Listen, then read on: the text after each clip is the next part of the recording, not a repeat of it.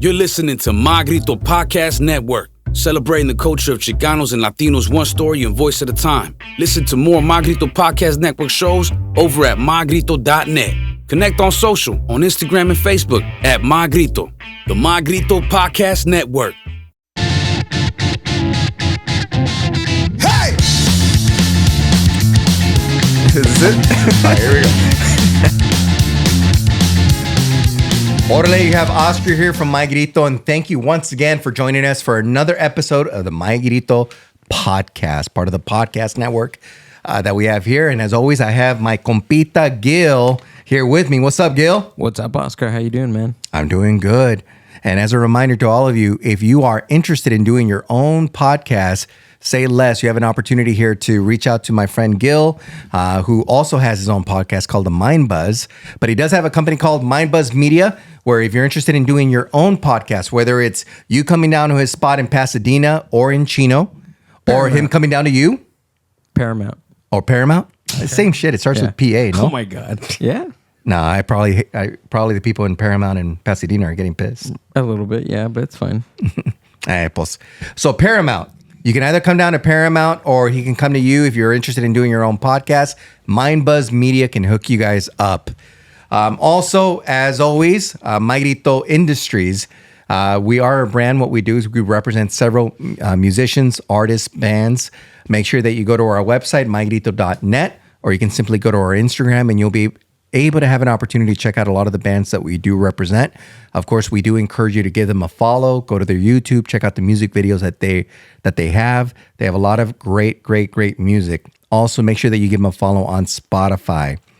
Also, we do have a podcast network. Again, like I mentioned, with My Grito, the My Grito podcast, we are part of a network. We do have Emo Brown, West Coast Pop Lock Podcast, Chicano Shuffle, The Mind Buzz, which is part of Gil's own podcast. We also have Social Primates, Desmadre y Medio, and Tragos Amargos podcast. We do encourage you to check out any of these podcasts. They have great content, great entertainment. So besides giving us a follow, which we do encourage you to like and subscribe, we also encourage you to check out these other podcasts and the artists that we have on the label. The last thing that I want to mention is that My Grito Industries, we do have our next charity compilation that's currently out. This is Más Alto Volume 6. So we have done 5 before in the past. This is where we have an opportunity to feature any particular podcast that is trying to do some good out there and helping either individuals out, whether it's with food, immigration rights, women that have been beaten or suffering some type of harm. We have a lot of different organizations that we went ahead and supported over the years. If you're interested in finding out who we're supporting for Más Alto Volume 6, we do encourage you to go to our page and you can check it out. All you simply have to do, if you want to donate anything, go to Bandcamp. Go ahead and look up My Grito on Bandcamp, Más Alto Volume 6, and you'll be able to check out all the artists that went ahead and agreed to donate their songs to be part of this charity compilation. And you'll be able to donate any amount of money that you want, whether it's $1, $5, $10, $15, $20, lo que sea, whatever you can do. And 100% of all the donations that we receive will be given to this charity of choice. So we do encourage you to go ahead and help us out if you can. With that, I want to go to introduce our guest for today. So if I'm talking a little bit faster than usual, it's because there's going to be a lot of smoke in the air. And that's because we decided to partake in a little extra curricular activity. The moment that I introduce these young men, you'll know exactly what the fuck we were doing. So I do want to introduce one of the bands that's part of the My Grito label. They were formed originally in 2009. They're a blend of ska, punk, hip hop, Latin music, and rock. Yes, I am talking about the motherfucking Rundown Kreeps. With me today, we do have Richard and Alan. What's up, boys? What's up? What's up, Oscar? That was cool, man. I felt low though when you said 2009. Hyped to listen to us right now. Yeah. Was 2009 right? Yeah. It's been a while. Yeah, it's been that long. A while. It has been a while. It's been a while, but I got Started young though. Started young. Yeah. Very young. How old were you guys when you first started? Like 14.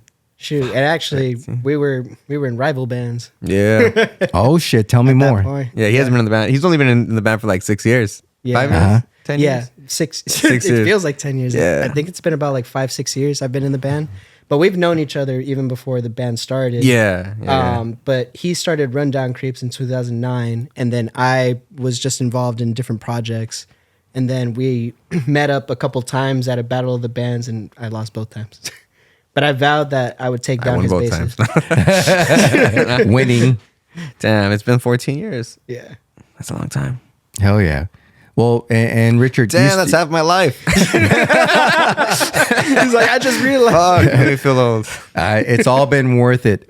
But tell me about, so when you started the band originally, you started it, first of all, with your brother who No. is not here today. Not at all. Oh, no. I started.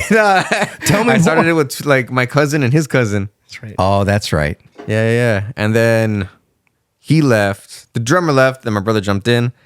Then bassist left. We had Francisco Gallegos, and now Alan. Right on. And for a little bit, we had Cashmere from the Counterminds.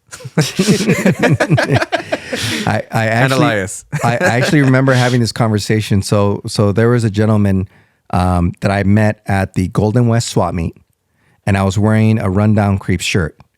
And this guy had a long hair, big old fucking big old mustache and a beard. I don't know if me describing him right now is going to give you any clues, but he saw me at the swap meet. He's like, hey, you know that band? I'm like, yeah. They're a fucking badass band.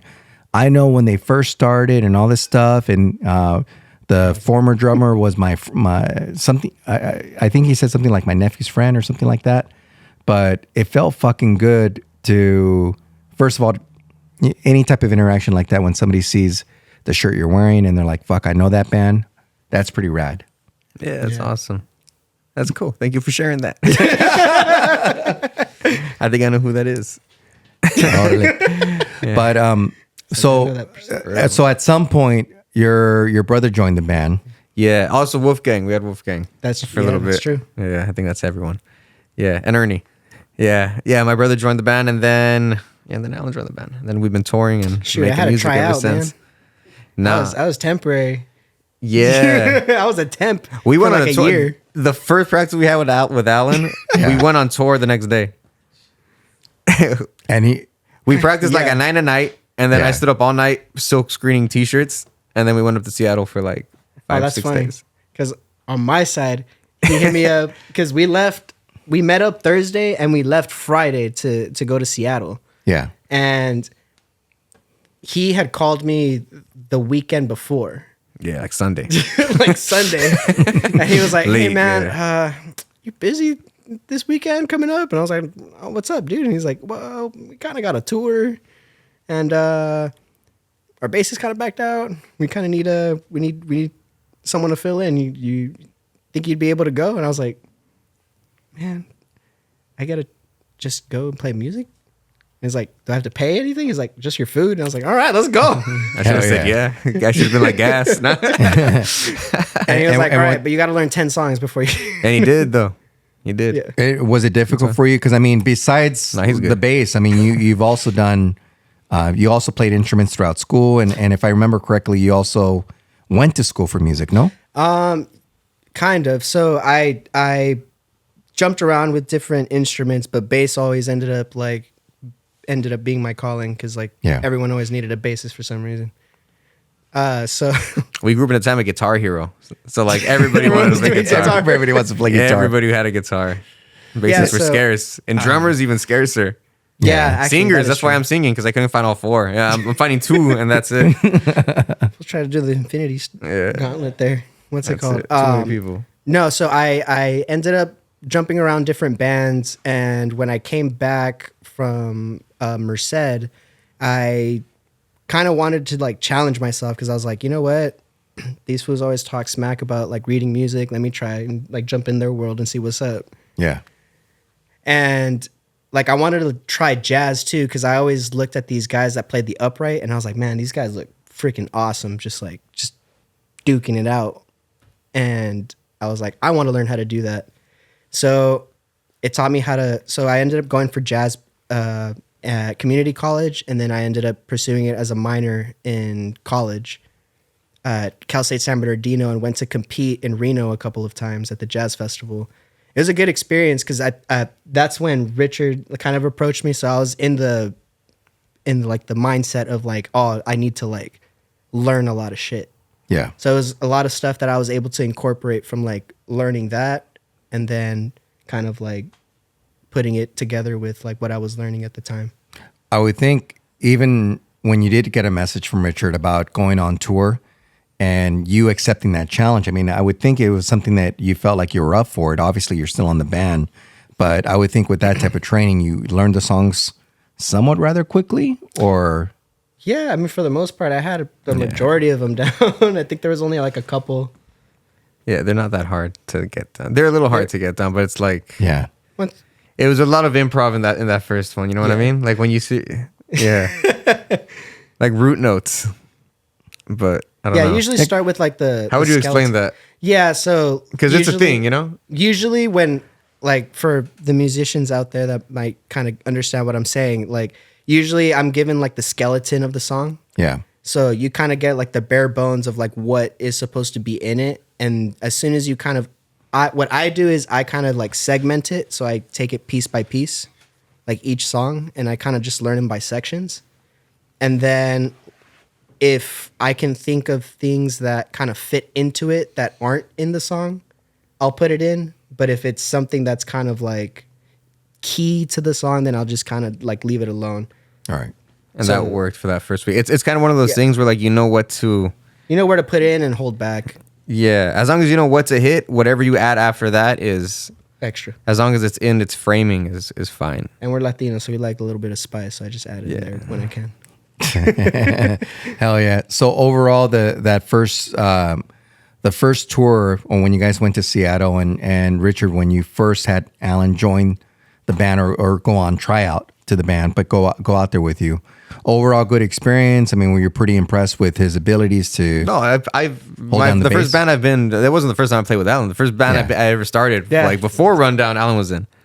Oh, right on. Yeah, Yeah, no, Which band was that? We played our very first we didn't have a show. name. We did like a Toy Dolls cover. We did Enter Sandman. And then we did like Was it a last- Blink-182 cover, I think, at like a church festival one time. And then That was a really interesting combo. Yeah, and then we would meet at our friend David's house and practice, or just like jam, you know? Yeah. Yeah. No, Alan was one of the few people in school, like at an early age, where I was like, oh damn, like Like this guy he's knows how gonna to play his instrument. Good, you know? And there's like some people you can tell like when you're like growing up, especially like in the scene, where like you can tell they're just gonna keep going. Yeah. Yeah. Like they're just like, you can see like there's a fire in certain people, like you just see, and it's just like, oh yeah, this guy's gonna keep doing it whether he makes it big or not. Like the music's always gonna be like a part of his life. Every musician I've ever known for like 10 years and plus, like I could tell that they're musicians. They're musicians by creation. Yeah. Yeah, you could tell.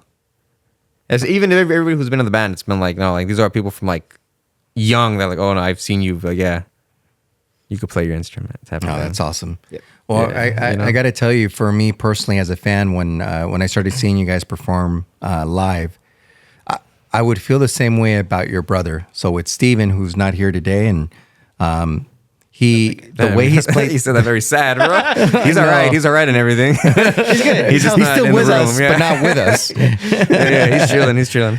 But I remember from the first time that I've seen you guys perform live to many times after that, he left quite an impression on me just because his abilities to really perform as a drummer. You guys as well. You guys, all three of you guys as a fucking band, just play incredibly live. And to me, there's still a difference between a band that can record well in a studio and that's it, and then obviously perform live. You guys put out a show that is fucking spectacular. But just because I want to talk a little bit more, obviously we're going to talk more about the two of you, but just to be able to give Richard or to give Steven a little bit more of his flowers. No, he deserves them. As a drummer, Man's bro, active. he was just so fucking impressive. Imagine doing that a month straight. Yeah, honestly, it's pretty crazy. Yeah, have the drive in between. Not broke his back, but he's Yeah, he's been injured just drumming for us. So he'd been laying it we out. do give him all the credit. Get it in out the while you're world. young, though. Yeah. That looks like it hurts your back.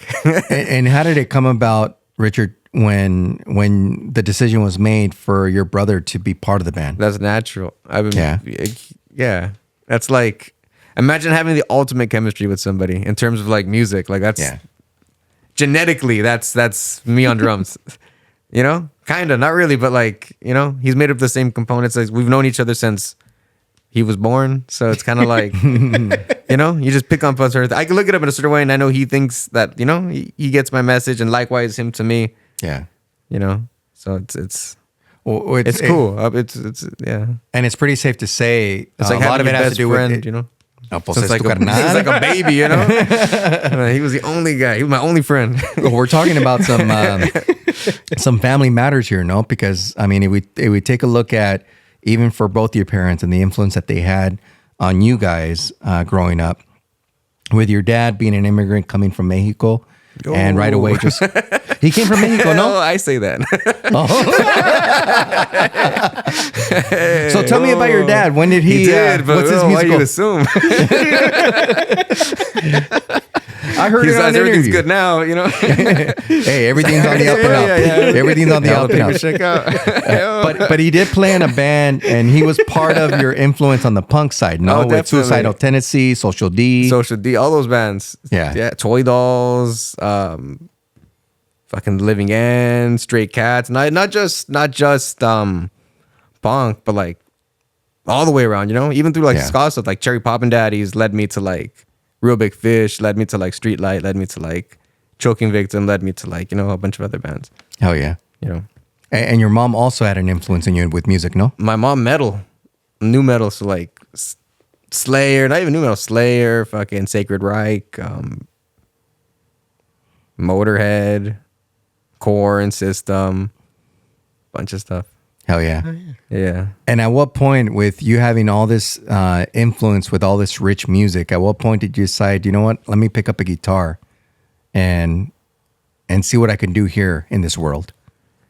I think I don't know. I went to my cousin Yadi took me to a Hives concert. And that was my first concert ever. And that, like, when I saw the Hives, it was at the Fox Theater, I believe. Just seeing that was like my first, like, you know, you see the mosh pit open up and you see the big crowd and it's all energetic. Yeah. It's like, okay, this is cool. And I was enamored with that. I was super into Linkin Park when I was a kid. So like seeing like YouTube too. Like I was, you know, like we kind of grew up in an era where like internet was like accessible to me at like 11 or 12. So I got to see like, I don't know, like Rock and Ring concerts or like videos of Ozfest or like Van Halen back in the day. And it was like, oh shit, like these are cool, you know? I used to watch like the VH1 Classic Metalhead. They had like an hour, they had like 3 hours a night where they played nothing but like doc and music videos. Yeah. So I used to watch those too. And that was always cool, like to me. But I don't know when. If I had to put into an exact moment, I don't know when. I could think of a lot of like instances that impacted me that way, but I think I was always drawn to the guitar, you know? Yeah. It was never about the performance to me. It was cool. I saw it on TV, but it was about the guitar to me. Oh yeah. I think. How about for you, Alan? I don't know why I'm looking at you like, you know, but yeah. What was at what point did you just say to yourself, you know what, I want to pursue what's available for me on the music side and pick up an instrument? It's like June 15th, 3 o'clock. It was raining that day. It was July 15th. I'm just kidding. No. I would say, that's a good question. I would say probably, I've always been interested in music, especially I'd say as a kid, I always liked trying to listen to the different instruments that were like playing like on the radio, like whatever song was on. Yeah. And I think that gained my curiosity. I think it wasn't until one of my friends, or actually our friend that we used to play with, no, let me rephrase that. We used to play music with. We mentioned him, our friend David. His dad used to play for the church, and That's right. You played for the church. yeah, I did. He used to play for the church. That's right. And he invited us over one day and was like, hey, I'll show you guys how to play guitar. And then he gave me this 4-stringed instrument, and I was like, I can't play these chords. This doesn't make sense. So I had to like go home and try to like figure out what this was, and ended up being a bass. I ended up getting a book and like trying to figure it out. And for a while after middle school, like after we went to high school, because we went to separate high schools, I had joined a band, and then I stopped. I played guitar. I was kind of leaning away from the bass because a lot of my friends were playing guitar. So I was like, oh, let me learn what they're learning. And a lot of like math rock was, a lot of my friends were playing like math rock, like Carlos. So Shout out Carlos. Shout out Carlos. So it was like learning a lot of that. And then I joined another band that needed a bassist. So it was kind of like the bass kept calling me back. Every time I joined a different band, like no one wanted me on guitar. They wanted me on bass. So you don't pick bass. Bass picks you. Exactly. So You know what I mean? Yeah. the bottom line for that was like the bass ended up picking me. So as I came back from Merced, I really found my calling when I tried to do like singer-songwriter stuff on guitar. And I just wasn't like, it just wasn't working out for me until like I filled in on bass for someone. And then that's when, like, oh shoot, you play bass? Like, oh, and I was like, okay, well, it seems like everyone's noticing me, or everyone seems to enjoy my work when I play on the bass.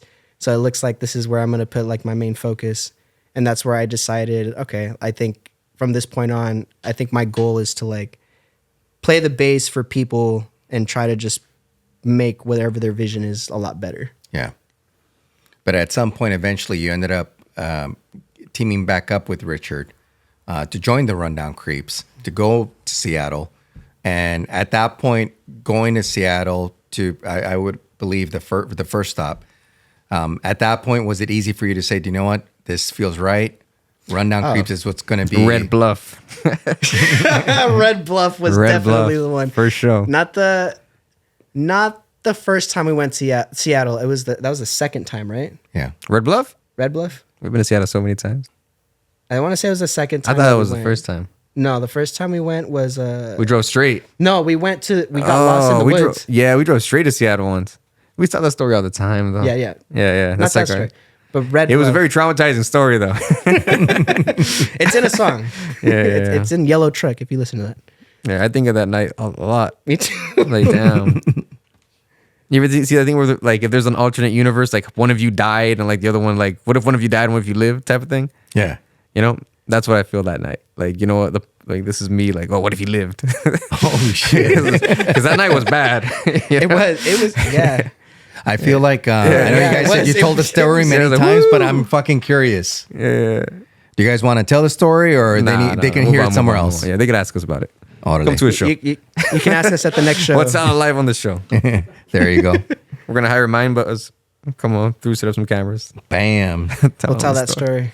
So so you guys are now you joined the band. You guys, I would imagine, how long were you guys performing together, the three of you, before or initially you reached out to Rob about Wiretap?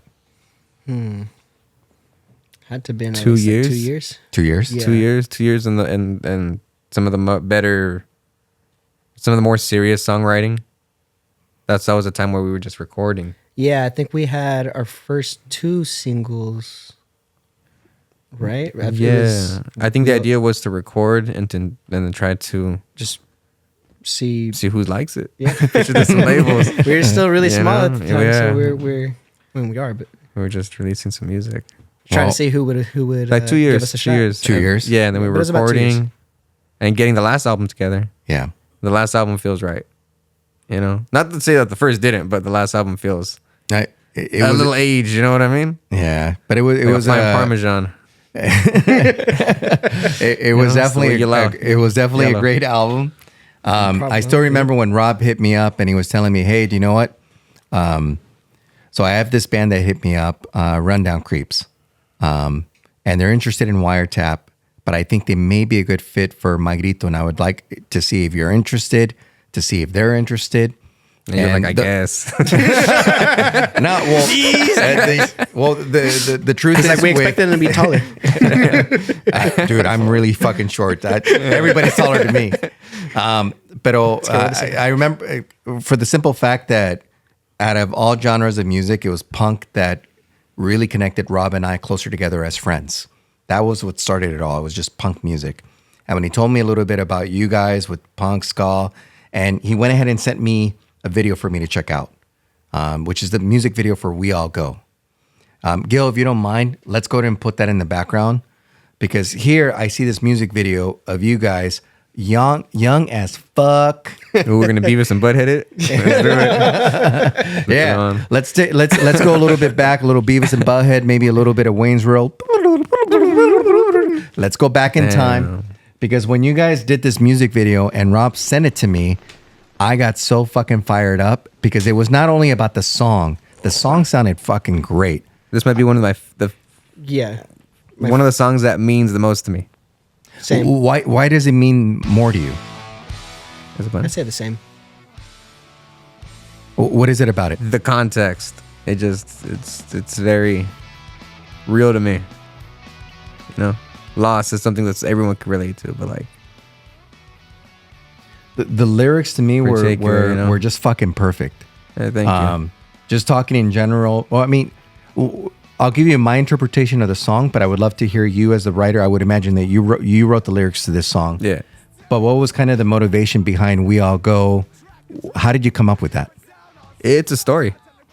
It's a story. It's I have a friend who passed away in a car accident.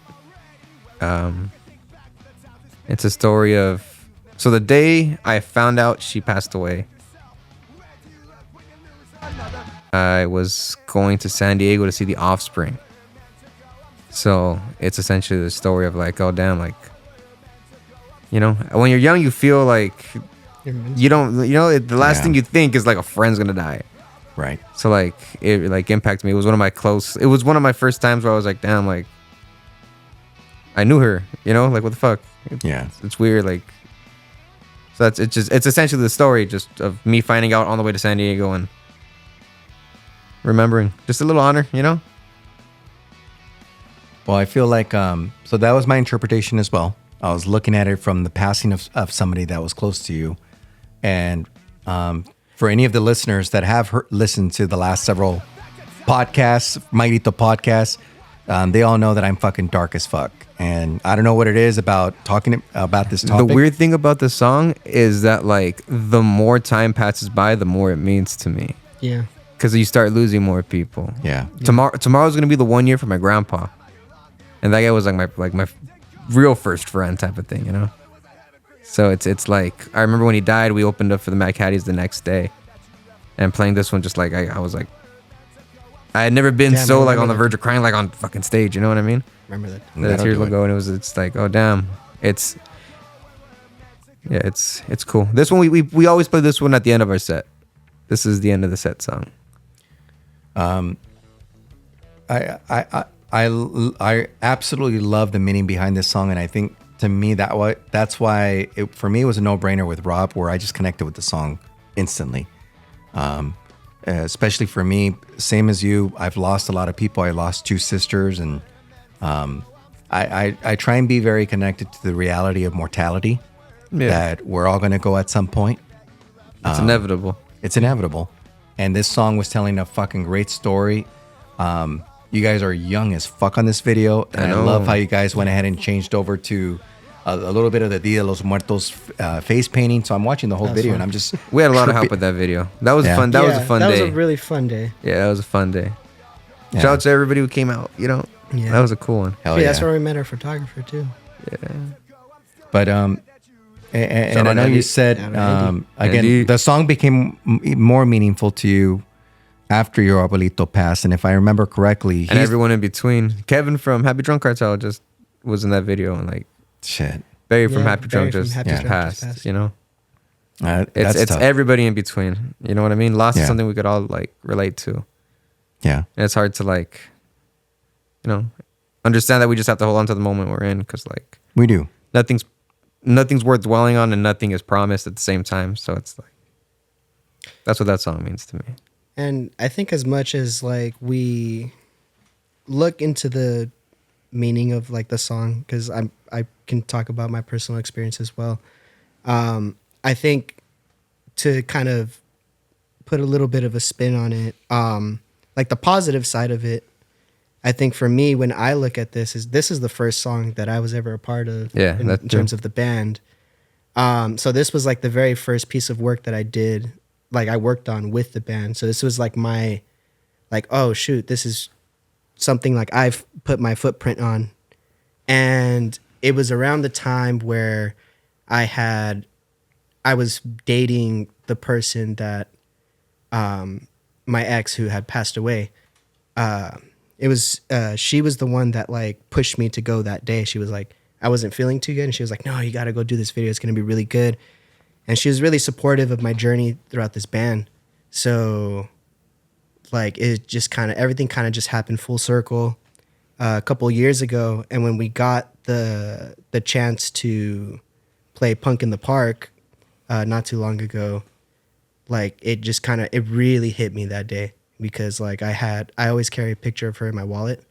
So like that day, for some reason, like I had cleaned out my wallet, I didn't have it. So like I was freaking out and my mom had come last minute. She found it and like I had it on stage and I just remember like I was freaking out. And then like once I hit the stage, I was like, okay, no, this is like, we belong here right now.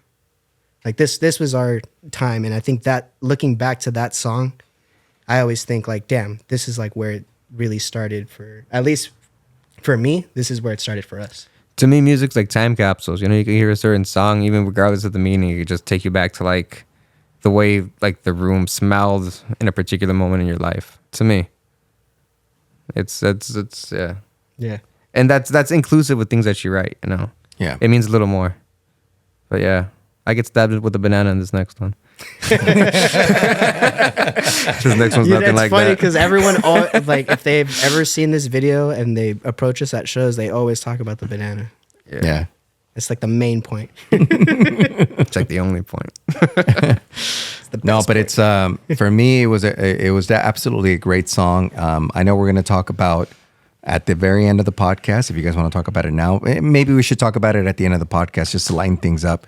Because you guys, thank you first of all for sharing some very intimate things about your guys' history and your family. I know that's probably not easy. I don't know how if you guys have gone through any process to kind of deal with it, because it's a very difficult thing to go through. I know I still need a lot of help from time to time, and I think that's the biggest struggle that I still deal with is the people that I've lost. I still struggle with it, even to the extent of, for out of all things, the last person that I lost, or I don't want to say person, the last family member that I lost was my dog, which was last year. And that hit me hard. There's days I look at my dog and I'm like, damn, I'm not ready for you to die. Oh, Yeah. Fuck. I feel That will you. kill me. It's hard. I'm sorry to hear that, man. That's tough. No, That's tough. it was tough, and I feel like that's one of the reasons that when we were talking about Más Alto Volume 6, and we did decide to go with a dog rescue, Yeah. it's because that's how much it means to us that we want to. It is part of our family, and I think so many of us can cope with the fact that these pets, whether it's a dog, cat, whatever it is therapeutic for us. We mean something to them. We mean the world to them. They mean the world to us. So it's my very son, touching, you know. Yeah. But so with Held Down, I take that guy to Target. I absolutely fucking love that song. I was immediately sold when Rob played it for me. It wasn't sure. It was shortly after that when I added that song on my fucking death playlist because I felt it was appropriate because the lyrics spoke to me. So I have my own death playlist and it's songs that mean something to me. Songs on there. A lot of it had to do with it just fucking hit me real hard. But the fact that you guys joined the label, when that decision was made for you guys at a Wiretap, My Grito, we went ahead and met at Calaca's restaurant. Got a little fucked up, got a little faded. Not as faded as that Narcos guy that was sitting at the other table from us ordering all the drinks. That's right. But we Shout still out got pretty that guy. faded. It was a good time. Yeah, that was a great time. Yeah. That was this song, Held Down? Well, no, We All Go. It was We All Go. I was like, That's the song that's on my death Oh, playlist. okay, We All okay. Go. So, Dude, looking at This is actually the song that I play when we do the My Grito Weekly. So on the Mind Buzz, when we do the My Grito Weekly, It's Held Down? That's beautiful, man. I just love the intro of the song. It's a great hook, and it's a really you. good song. I wrote this when I was 14. Really, dude? Yeah. Oh my god, that's awesome, bro. We filmed this whole thing on our own. Whenever I see this video, I just think of like 2 days of filming. I know. It might not look like it. It might not look like it, but in between shots, like that's us changing back into these same clothes after like work. Because 2 days, 3 days, you can't Can you really move tell. that video onto the screen so people can check it out? And this is the very He's about to popular stab me, video right? that we were talking about You're about earlier to with stab the me right now. Look banana. at his face. Good acting right there. Hello. Look, boom in the wall. Boom. Let me play some ninja. Toma. Shout out our age A bunch group. of Ric Flair slaps right there. Look at this fool recording. And Alan's just then, enjoying it. Banana. I was enjoying the show. No. Right in the fucking chest. I like how we did the blood. That took forever. Watch. I remembered You're so gonna, many shots. you're gonna see. You're gonna see one thing of blood rush into my eye, and I was like, "Don't move for the camera." It hurts so bad right there. Look. Here it comes right in my eye. Oh, wait, close up. Oh, it hurts so bad. So don't move, bitch, don't move. It's gonna look cool. Keep it steady. So for those of you that are listening to this on Spotify, I shit fucking burn, hope that you're bro. on YouTube.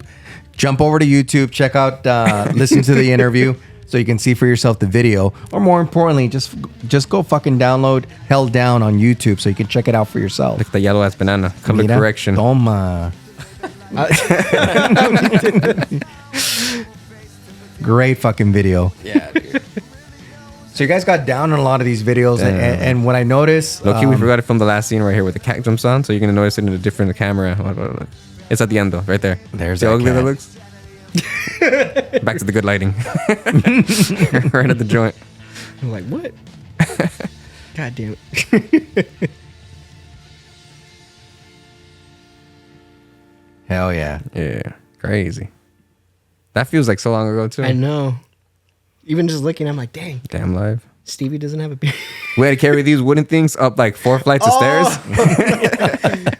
Dude, this was the day I forgot my bass. Shout out Andy. Without Andy, we Alright, wouldn't have made it. shout. Yeah. So with that this was the one video- thing we told him he had to bring one thing: his bass. And guess what? He doesn't show up with It's fucking bass, Bass bro. players. Fuck. Yeah, I know. Can't live with them, can't live without them. No. Unless you're the Doors, you can live without a We also bass showed player. up and the room was supposed to be Or the white Black and it was all Keys. fucking like skated on. Like, what the kind of bullshit is this? So let's talk about this video. So with this video, Yo, can with you pull Nola, up another? Can you pull up another video ¿Cuál? at the same time? This one we try to make as close as a shot for shot remake of the Beatles. with it? Yeah. Start both at the same time if you can. Fuck yeah.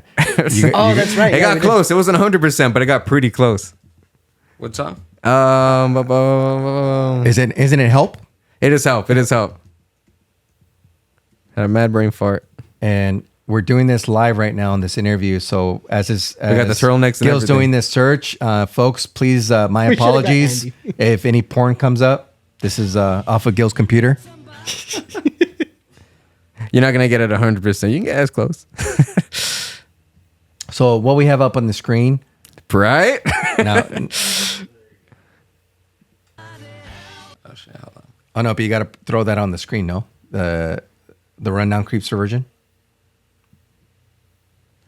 You're not gonna be able to get it close. I think it's all right though. Don't doubt his skills, man. It's just gonna make us look more on time. That's cool. He's Wait, like, I'm wait 3 lining- seconds. He's like, I'm lining it up for you guys. As Gil's working his magic, Yeah, tell me yeah. about the whole concept on. So with Nola, why Beatles? Why Help?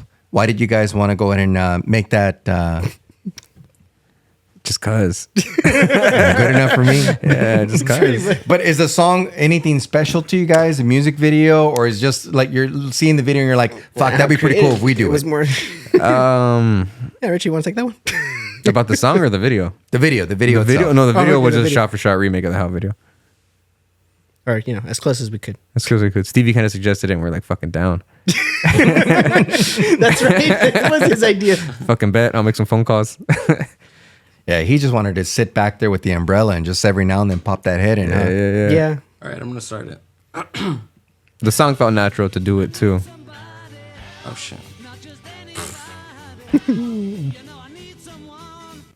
Spent all my money on Bourbon Street. Damn, we should have put the subtitles on it. Oh no, it's a different song. But still, some subtitles would have been cool, huh? Well, let's talk about the song itself. and the lyrics between Nola. Is there a specific reason for you, Richard, as a writer of the song, why you wanted to do a song called Nola? It's New Orleans. Mm-hmm. New Orleans. Does that have a special place in your heart? Kinda. I mean, I love New Orleans as a city. Like, to be honest, it's fun. It's fun to me. The atmosphere is unique. You feel New Orleans in the air. I think when you're in like New Orleans, there's a few places that you feel that. To me, at least, like New Orleans, one of them. New York, one of them. You know, a few others, but like, yeah, like I was always enamored with the whole Marie Laveau like story of how she got that one rich guy's son off a murder for like, you know, eating a chili pepper. It's kind of like, I mean, it just. For real, you guys laugh. That's like people's religion. Nah, put some respect on that. It is, and I got to tell you, when we first met in person, and I saw your Madame Laveau tattoo, and we just started talking about New Orleans, because at that point, outside of Mexico, for me, New Orleans is my next favorite place that I love to go visit as much as I can. It's not a lot, but I think it's a good handful of times. So I'm fortunate to be able to go there. Some of the best musicians I've ever seen are from New Orleans. Oh, without a doubt, it's just the like music. And it's some fucking dude on the street. He's like, he has like, it's what the fuck, you know? The amount of times that I've seen a band just performing amazing. on the streets that I'm just like fucking enamored by them, like how talented they fucking are. Mm-hmm. And I'm thinking, these guys haven't been discovered yet. Our California ones need to step up. Shit's whack. And if you don't agree, you haven't been in New Orleans, because there's a lot of very talented musicians that are there. It's the music. They get full ass fucking pianos on the fucking street, bro. Grand pianos on the street. Everything's out there in the street. You can find it whether you're hanging out on Bourbon Street or you go to the French Quarter. There's a lot of incredible musicians. For a long time, New Orleans is known more of a jazz, with a lot of rich jazz music, but they have all types of musicians there that are just incredible. For sure. Yeah. The food too. Oh, the food's amazing. The food was good. We played New Orleans like 2 years ago. Yeah.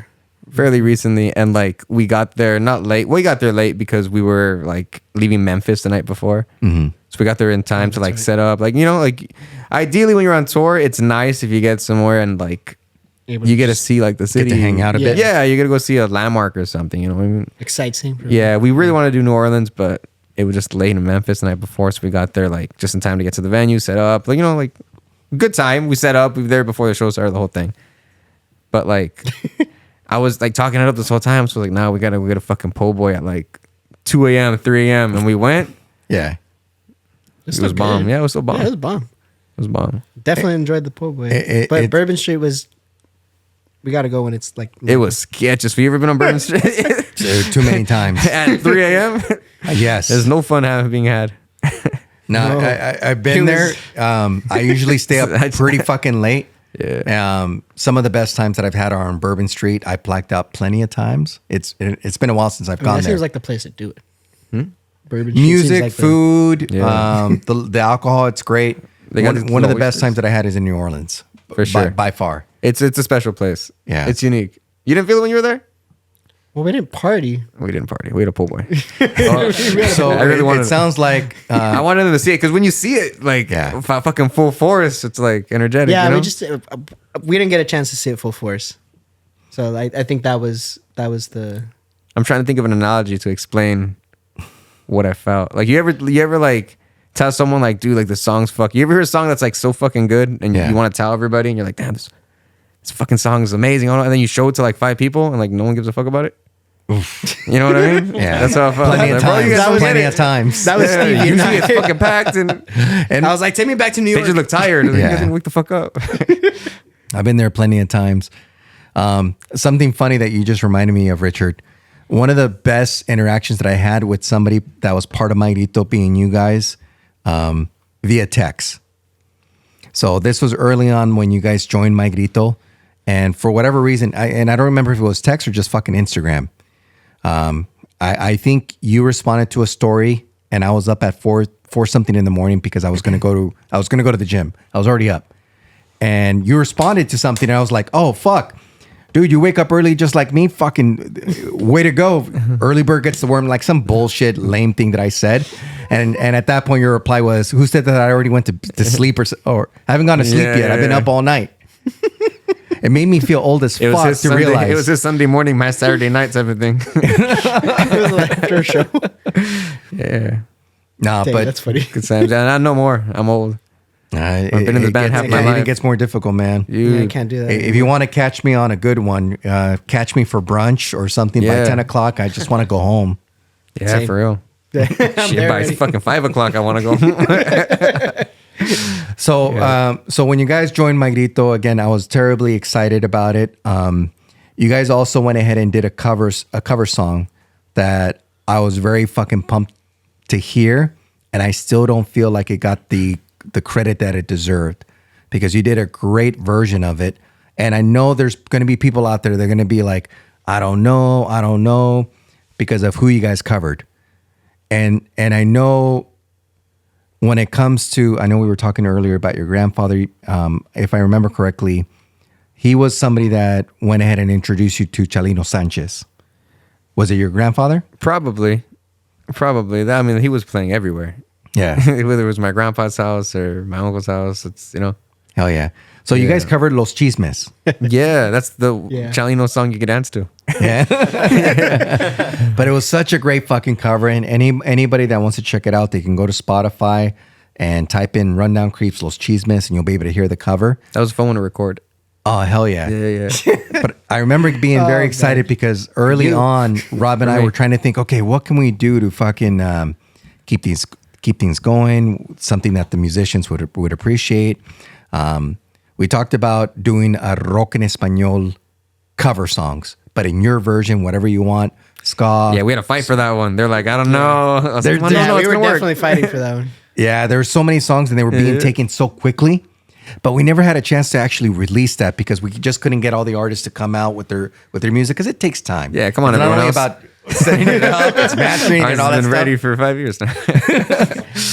At some point, I know Rob would probably still feel the same way. We would love to come out with that, but was that the reason that you guys did Los Chismes? I low-key think Richard's been wanting to do that for a while. Yeah. That just sounded fun. Did you hear the guitar? Like that. Fuck yeah. I'm Who doing needs what an accordion? an accordion's doing. Trust me when I say Richard was the one that had the most fun with Yeah. that song. Oh, Me but and trust Stevie me. are in the background just like, All right. all right, well, this is what we got to do. This is for a very select person. Well, You know I what? fucking love it. 'Cause I had fun. We debated on What's like, wrong with that? whether or not it would be worth it to release because I initially I'll take the fall on this one because I initially thought, oh man, like I don't know how much this would be of an outreach more than like if we did like an Hombres Hey or like a rock en español song like you had suggested. But then we released it I'm gonna and just it call it ended out, up bro. being No one wanted to do it but me. And that was the vibe the whole way, bro. These guys were mad recording. No one wanted to do it the whole way. until the It release. was fucking, yeah. Until the release, and we released it, and it ended up being a lot. Like my stepdad loves that song. He loves that cover, and like that's like the only cover that he'll listen that we play. And then like he shows all his friends like that specific cover. So I'm like, all right, if that's how you're gonna get us, that's cool. Like It's very we definitely had a specific. very specific market, and he was 100% right on that. So here. I'll give you the kudos for that one. You were Thank you. correct on that call. Thank you. But it still doesn't change the fact that it was funny that no one else wanted to do it, man. It was so Trust me, guys. Trust me. Yeah, that was the whole The- time. And they're like, the I fucking hate this, biggest bro. just- It's like, bro, there's come like on. a huge resistance of just like I don't want to do this. I was like, we're already doing it. Why complain? It It's turned out to happening, be an bro. incredible rola, and I Thank would you. say for me, And a fun project. and I'm a little. The vocals started getting fun. It was getting fun. I don't know if I like Los Chismes more or the number 2 song that you guys have on Spotify, which is The Scientist, another cover song that you guys did from Coldplay. Yeah. Yeah. That song, last time I checked, currently has a little bit over 28,000 downloads. That's a fucking banger. You guys did really good with The Scientist. Why The Scientist? What was it about that song that made you guys decide to cover it? Like you I'll ever let you hear take like a that one. Coldplay song and you wanted it to be done in 2 minutes? Like I like the melody and the whole structure of it all, and I want to hear the melody, everything. But Yeah. I don't got 8 minutes. I'm trying to work at my desk. It's a beautiful song, So I was like, you know what? A short version of that. Well, And it's like so like slow and like very. It's a beautiful song, and I was just like, speed it up. yeah, let's just make it fast. You ever hear like Goldfinger do 99 Red Balloons? Like same thing. Fuck yeah. I'm not trying to hear that. Well, on Spotify, if people were to go again, Spotify Rundown Kreeps the Scientist, you guys have a version on there that it does start off very slow with, I believe it's a violin and a cello. Yeah. Yeah. It's yeah. Is It's it all those two? it's all one It's all violin. one person. One person did It's all that? one person. Yeah, Yeah. Was it all violin or was it? it was violin. I think there was it a viola or was it a cello? No, I think it was just one violin. Was it just violins? It was violin. And then piano. I was on piano. Dun, dun. You hear the piano, I'm there. Fuck yeah. And then Esteban did the keys. As I'm tapping on here. Well, I got to tell I need you, a like professional. low key, when I heard that song, I got so fucking pumped, and I got very excited because in the first year of My Grito, you guys being one of the founding artists for our label, which I greatly appreciate. We appreciate it. You guys were also, I believe you guys were the third band that we did a live stream with. Yeah, that was fun. Ooh, that And this was fun. we're talking pandemic. This so was for us to pandemic, start pandemic. all this shit, and I know that created a big delay on you guys releasing your album with self-titled with RDK. But when you guys did the live stream, I got to tell you, I was so fucking excited to see you guys perform. One, because I love punk music, but also your guys' music is just fucking phenomenal. As I'm going through The Scientist, low key, because I want my daughter to play the violin, I was thinking, fuck, can she learn that part fast enough? I'm like, hey guys, as the label owner, I would like to include my daughter here to go ahead and play the beginning. Oh, we would have been go ahead. Sure, been like That would have been please. that would have been Hey, the I first. still want that. That would have been the first song. That shoot, yeah, that would have been the intro. Bro, like if I get my daughter, Rob, maybe Audrey, see if she wants to learn the violin. Should we There's get some something about violins? that That'd be song, dope. man, that just fucking Anybody who wants wants to jam out, you play a violin, a saxophone, whatever, a triangle, just hop on stage. Go get it. Yeah. Get the whole symphony. But so that live stream that you guys did with us when we did it at Takeover. Shout out Takeover Blaze Live. Mota. And Blaze Mota. Blaze Mota was That's right, Blaze. yeah, Mota yeah. was They were there sponsored. representing. Fuck yeah. Yeah. they were. And they still are to a certain Hell yeah, extent. they are. That was- Those motaladas Motaladas are fire. are so fucking good. oh yeah. I know you're not supposed to, but I mix it with beer. No. It's still Sometimes really good vodka. with. You're still really good with beer. Yeah, you're not supposed to, though. It gets you all crossed. Start little walking bit. all weird, yeah. Well, you're supposed to only do. Been there. So they actually Rise had to the Cheech safety of your Marin house. is now representing Chichladas, yeah. Chichladas, and now they also have a deal with Chong. So they're coming out with their own flower with Chong. They've also been representing Be Real on his own podcast. Yeah. So they're doing some big things, great and things. they are talking about coming back as a major sponsor of My Grito. And trust me, our contact there, Danny, he keeps talking about you guys because Sweet. here's the thing. And for us, there's a certain level of professionalism in this fucking in this life of music that we're in. That you guys to me stood out tremendously. Because anytime that we gave you guys a task or asked you, hey, do you mind doing this? You guys always went above and beyond and you handle it like professionals. So on behalf of Rob and I do want to get this out there before, as I keep drinking or smelling the smoke, before it hits even more. I want to tell you guys how much I appreciate the fact that you guys are the absolutely true professionals and you take everything very serious. You take music very seriously. You take yourselves very seriously.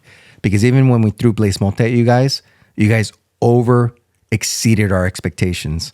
Whereas other opportunities that we gave to other artists did not hit the mark. And I'm not here to call out any of the artists that we Call asked them out, to. Oscar. I know, I should Call them out, Oscar. We want the names. I'll tell you my favorite book if you call them out. I got the notebook. No, pero neta, Rob and I would have the conversation about you guys on so many different things that you guys really exceeded our expectations and you guys were just absolutely fucking true professionals. Whether it's just in business, whether it's anytime that we meet with you guys in conversations or talking about the future or understanding the importance of PR, you guys knew and understood the investment that you guys had to make on yourselves, and the fact that you guys were you guys were always very transparent in what you guys wanted, and you communicated very well with us. And in my experience, specifically with my Grito, I didn't always get that from everybody else. Who else? No. I know, right? I can't say who it is, You can. but I know. As Rob's telling me, Give this man. You need another old fashioned. Give this man an old fashioned. another one, porfis. No, but la neta, and it's not just in music, but just in general. There's a lot of times where you try and be very transparent, very open and honest with people, and it's one of those things where, listen, if we do this for you, what can you do in return? Is this something that we can all agree on? You guys are one of the few artists that I always felt that you guys always hit your mark. So I wanted to thank you on behalf of Rob and I, just for the fact that you guys are just fucking true professionals. And any time that I've had conversations, Alan, with you, Richard, especially with you, you and I've talked quite a bit. It's one of those things where I always felt like this guy means what he says, and he says what he means, and he fucking wants it. Hey, likewise. Thank you. No, gracias. That's kind word. Yeah, no, same. I think we feel the same way. I mean, I don't think we would have hopped on if we didn't feel that same type of, I guess, reciprocation of that hard work. You know, we see the hard work that you guys put in too. We just, we want to make sure that we're putting our mark in as well, making sure that you don't have to worry about us in terms of like micromanaging or anything, And trust me, we don't want to micromanage. That's the Like last game thing we want to recognizes do. game type of thing. Yeah, so that's what it's in shorter words. So at some point we got to the point where RDK was released. Yeah. How exciting was that for you guys? Oof. That was a relief. Because that's fucking years and years in the making. Because again, we had the pandemic hit us, and I know that was a big delay. We're like this. We want to tour this, and we can't tour this. Yeah, So we got to hold on to it until we could tour it. yeah. And in 2022, you guys went on a fucking long ass tour. I mean, we were talking man. earlier about Memphis, then to New Orleans. That's why we released the album. That if we're gonna walk on ice, we might as well dance. And it doesn't make sense to release an album that we can't tour. Yeah. So we're like, you know what? If we're gonna release an album and we're planning to tour, we go for a month. We have to make it. Yeah. We have to make it count. And you guys did like 22 locations. Was it 22? It was like 30 days on the road, 31 days on the road, 23, 24 shows. including the flight back to Florida for Fest. Oh, we did Fest then. So. Oh, that's right. And then we did the festival here with With Wiretap. Pre-Fest. Wiretap. Hell yeah. Pre-Fest, yeah. We got That back. was fun. We had flew in. No, we had driven in from Arizona. Yeah, from Played Arizona. that fest. Flew out for Fest like The next day. like 3 days 2 after. days. 3 2 days days, after. yeah. Which was wild. That was fun. But yeah, I think that was a huge, that was one of our, well, at least since I've been in the band, I'd say one of the biggest tests that we've had. It was rewarding too because it was like a year and a half of the making. Like if for anyone who's ever planned a tour, like we're DIY at the end of the day. Like it's all us. But so it's if you've ever planned a tour, it's a lot of planning. That's a lot of work. It's a lot of and fun. again, that goes a lot back of work, to a lot of driving. We were driving. A lot of uncertainties. The longest drive we did was like 15 hours, one shot. Jeez. Leaving Oh, a show, yeah. going to play another show. Yeah. Yeah, and get there at a professional time. Because that's the thing too. You don't want to be the guys that are fucking late. Yeah. You know. Again, just another example of you They're guys fucked. being professionals, because there's been plenty of times where we do get the bands that are late or just don't show up, or the last minute something came up. You guys haven't done that to us. No. You guys have been very you. professional. You guys did an incredible tour. You also done South by Southwest. Unofficial. Unofficial. I don't count it yet. But you guys still went out there? before someone else says it. We got free tickets for it, though. Yeah, we did. Yeah, we saw David. No, it wasn't David Lee Roth. It was, No, it was Sammy Hagar. We Sammy saw Sammy Hagar. Hagar. And that was because you were Backstage. drunk and you just went and entered a raffle. Yeah, no? we entered a raffle. Had Yeah. nothing to do with us doing anything. We just played the show, happened to be at the venue where And I only won 2 tickets. And I was like, come on. And they're like, all right, here's should another I one. There's 3 of us. Like, come on, give That was me a one more. fantastic night. It was unfortunate that my boy Stevie was injured. Yeah, he had like a back spasm. But they gave us free Cabo Wabo tequila all night. Oh, hell yeah. That was Yeah. crazy. But he wasn't, did he play the hits or he didn't play the hits? He played the Played hits. enough. Yeah, John Bonham's son played drums. Oh, So shit. that was cool. So they did like a Zeppelin song. Oh, hell yeah. We saw Dolly Parton drive by. Oh yeah, Dolly those- Parton drives by with more security than the fucking president. Yeah, it was crazy. Yeah, like I'm not even fucking joking. Like 2 cars in the front, 3 in the back. They closed on the whole fucking street for her limo to come through. Everyone's like, It is "Oh, a shit, oh, crazy shit." sight. It's pretty cool. That's Dolly Parton. Yeah. Sammy Hagar. It was a weird night. That was a very weird night. So speaking of also other celebrities, there was another opportunity that came up, and Richard, you came through for us in a big way. So I have a friend from high school that reached out to me and told me about an opportunity with an artist that she's working very closely with, which happens to be Jackie Rivera, the daughter of Jenny Rivera, who passed away many years ago.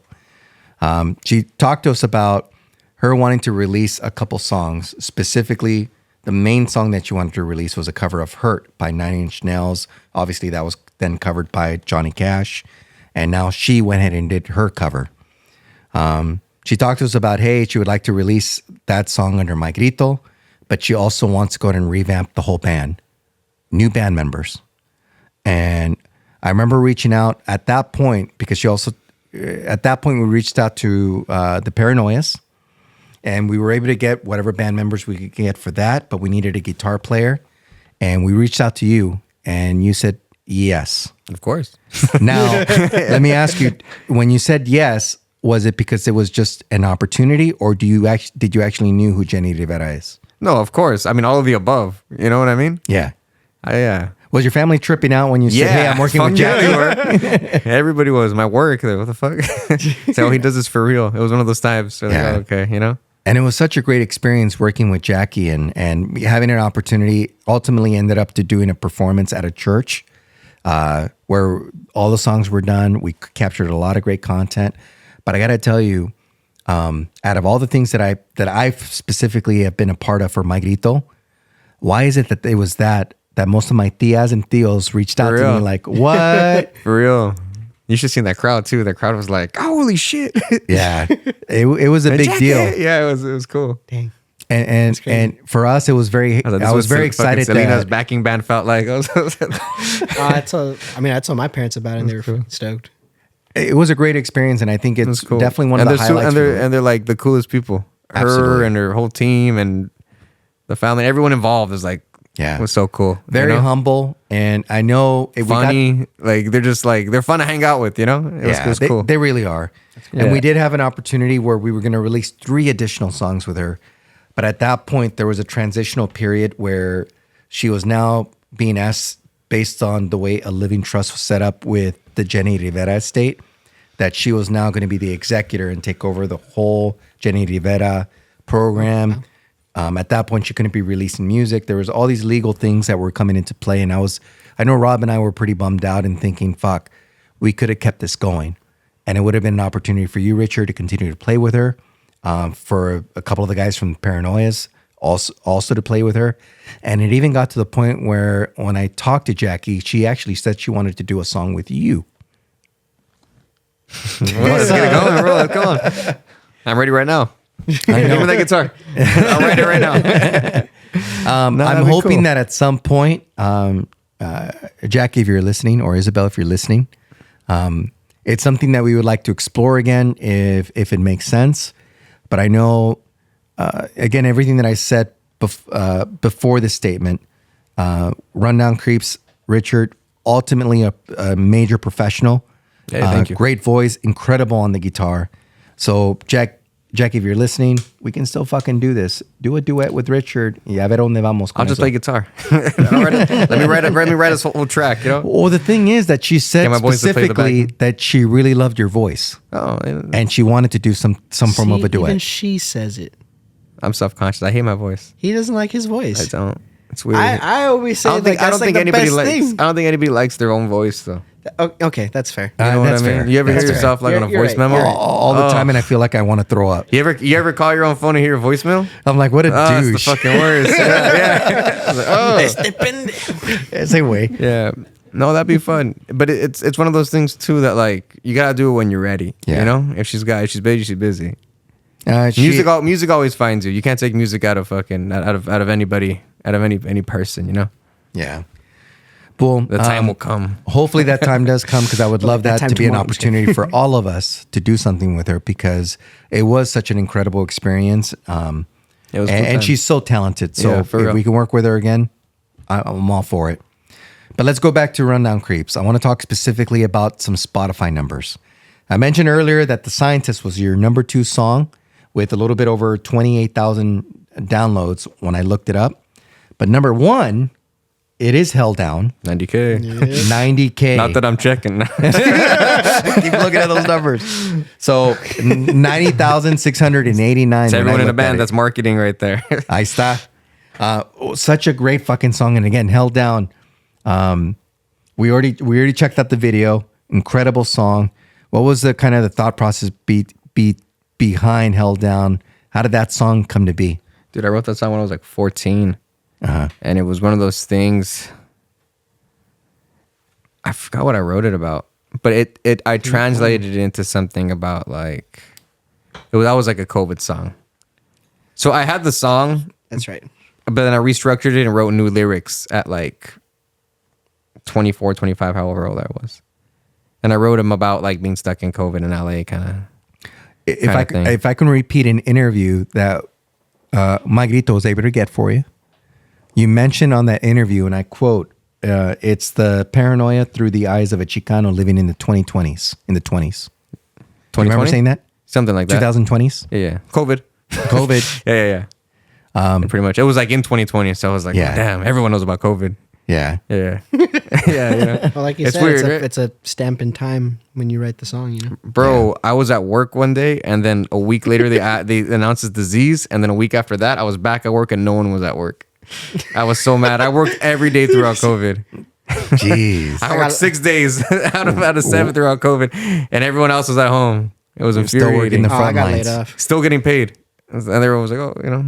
Fuck. Did you ever, did you get sick? I did. I got sick.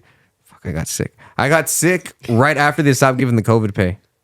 Ah, shit. So if you don't remember, that's there was right. a time like at That's right. 2021 where they stopped giving it from like December to January. That's when I got sick. Come February, they reinstated that shit. That's right. Infuriating. COVID was annoying. Damn you, That was a COVID. political Right? move. I remember that because Congress went into Everyone else was getting paid. I was Yeah. over here working. Damn. I was working too. I had to go in. So we have Held Down number 1, obviously The freeways. Scientist. Freeways are nice. We All Go is your number 3 song on Spotify with just a little bit over 17,000. Again, we talked about the meaning behind that song, which means a lot to me. Obviously, it means a lot to you guys based on what you went through. I do want to give some honorable mentions. Of course, we talked about NOLA, which I really love because, again, it's a city that I like to go visit. Yeah, mine too. But Yellow I have Truck. to go back. Yellow Truck's another banger. And I know you talked about the story behind Yellow Truck, or that there is a little bit of a story there. But that's another fucking song that just hits. I like that one. I like Dog Rash. The one that we did. The one that we did for the charity. Yes, And you I forgot love to because mention of the that the Spanish charity, yeah. lyrics. You're fucking out there just because that's the one that has the Spanish lyrics. It does. Yeah. And I was just tripping out. I'm like, fuck yeah. It does. Like low key, that song got me a little bit more pumped up. And I don't know if it's because it had the Spanish lyrics, or the lyrics in part general, of it. talking about I your like- Nike Cortez and all that stuff. I like the lyrics on that one. Yeah. That one was fun to write. Yeah. That was one of the few times where I just sat down, like, and it happens once in a few, like, most of the time you're just like, you got songwriters, you got writer's block, but that was one of the once in a blue moon you sit down and it just fucking writes itself. Was that was one of the good. songs that you wrote Yeah. the quickest? Do you think? No, but one of the quickest. I wrote that one on the floor with my dog. Oh shit! I was laying on the hardwood, just writing. Just writing. Yeah, I lay on it helps your back. Young people. Somebody should tell Steven about that. Yeah. With all the back I'm issues sure he has. knows. I'm sure he knows. Not by now. So honorable mentions with that, and also I want to. try. You guys were also part of the first official My Grito Fest. Yeah. which I really appreciate. We had A La Ford- Santa. A La Santa in that's Santa right. Ana. We had ear ringers there. We had 3LH. We had the Paranoias and you guys. I remember specifically, Richard, because I was very excited that also that happened to be my birthday when we had it. It wasn't planned that You way. got fucked up. That was a good night. That was a good night. All I remember is taking a shot with you, and shortly after that, I almost blanked out after that. I don't know if there was a gummy involved. Maybe not. Maybe, I don't know. I don't know. Always. I just remember it was a good Could time. have been. I don't. He took the most acid I've ever seen anyone take. Oh my God, you should have taken the whole thing. I was like, take these. No, don't take those, man. These. Blue pill or red I pill? already took them. But just overall, when I take a look at the experiences that I'll speak on my behalf as being one of the co-owners of My Grito, the experiences that I have had with an artist or a band from the inception of joining the label to where we're at now, you guys are one of the bands that I greatly appreciate, and I always had a great time dealing with you guys, working with you guys. Because again, I'm going back to that professionalism. It's not only a matter of the professionalism, but obviously I love the music. I love the music on all the artists that are part of the label, or else they wouldn't be on the label. But there is a special place in my heart for punk music, for ska. And you guys just fucking hit it. And again, every time that we've asked something of you guys didn't just meet the expectations, you exceeded it. Yeah, it's good to hear. No, absolutely. And what I'm hoping for Sometimes is, I feel like we could have done more. Yeah, no. I think that's, I mean, any of us are going to always feel that way. Yeah. I mean, I feel the same way. Us as a label, can we have done more? You always have that little feeling. We're trying to do the best with what we have. What I hope for you guys is that with the initial inception of looking at Wiretap to ending up on My Grito, I'm hoping that this experience with us only gets you more prepared for when that next big label hits you guys up. Because I'm not here to say, Just trying to get rid of us, bro. no, I'm not. Yo. That was quick. First, you're going to call my dad an immigrant, then you're going to hit me with this? No, tiene papeles. Tiene papeles. Man, we hit No. this hard today. What I'm saying is, I would love for you guys to continue to get what's coming to you guys in regards to more success. I want My Grito to take you guys as far as we possibly can. If we can continue to grow together as a group, as a team, fuck yeah, I would absolutely love that. But I'm also thinking, God, you guys need to be on a bigger label because Like there's he's so much breaking more up than you guys with can us, offer. bro. Oh, dude. It's a little breakup to make up. It's not you, it's me. No, roll with us. Roll with us. Not too late. No, like I said, you guys are one of ever. Damn, I'm telling you, it's not you. It's not you guys. No, but serious, neta, I'm extremely happy that you guys are part of My Grito, and will continue to be as long as you guys want to be. No, thank you. What other new projects are you guys working on that you guys would like to share with us? We have an EP coming out. We have a Halloween EP that we're working on, and everything's pretty much recorded. Oh yeah, We're just waiting on stuff, but it's good to go. It's coming out soon. That's about it. It feels weird because for the longest we were like stuck in like the writing process, Yeah. the recording process, and like if you ever had like a recording date, it's kind of like a test date. yeah. Like, okay, you're gonna show up in this. It's as good as you're gonna do. You know, you have an allotted amount of time to make like your art essentially. With So it's limited resources. with limited resources. Optimus resources. Yeah, limited resources. So that was like weighing on us. Most like we don't have unlimited resources. Yeah. The recording recently got finished, like for the whole album on our end, like 2 weeks ago. So it's coming out of that right now. Oh yeah. Yeah, and then that's about it. We're looking hopefully to do some shows around the same time. Yeah, and then probably just some content around the new EP as well. Yeah, it's been a while since we played. We kind of miss it.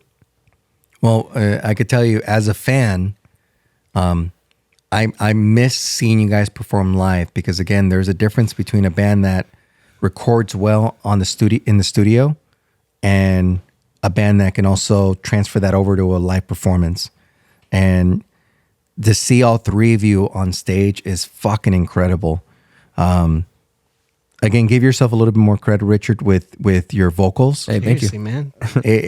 No. Otherwise, I'm gonna plateau.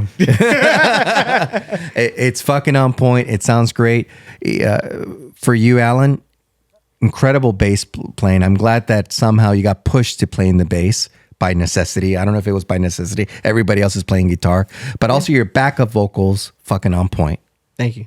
with a lot of the songs. And for your carnal, Richard, still to this date, part of the My Grito network. One of, I would put him in my top 3, maybe top 2 drummers that I've seen perform live. That as a fan, I'm like, You can't fucking say top entertaining. 2, man. You gotta go either 1 or 2. I know. You can say top 3. he's gonna watch You can say this. top 3 if he's 2, but you can't say top. He could have been number 1, but he's not here. Damn. He's not here. That's on him. That's on him. That's right. Yeah. He's watching. He got you on that one.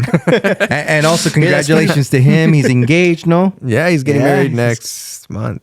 Next month. Fuck, Next that's a month. big deal. Yeah. Well, congratulations to him. Very exciting. I'm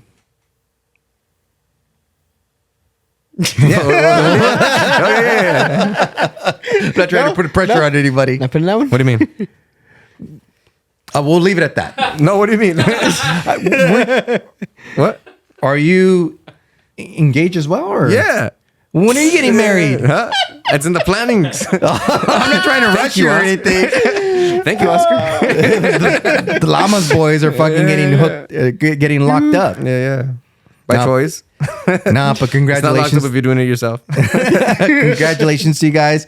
I am ordained if you guys need any help. you really? I am ordained, yes. I might need help. Let me know, bro. But no, I'm absolutely excited to again continue to work with you guys. By far one of my favorite bands on the label.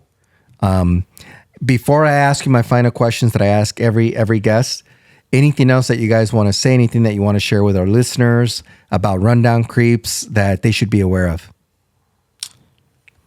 No. Check us out on Spotify, Instagram.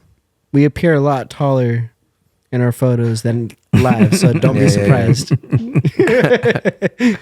That's it. We'll be coming. We'll be touring in Hell yeah. October. We'll be coming somewhere. Looking forward to it. Yeah, me too. It's been a while. The last show we did was Punk in the Park, and that was a cool one to kind of end And things on. things on for But the time being, you know? I Yeah. think we're.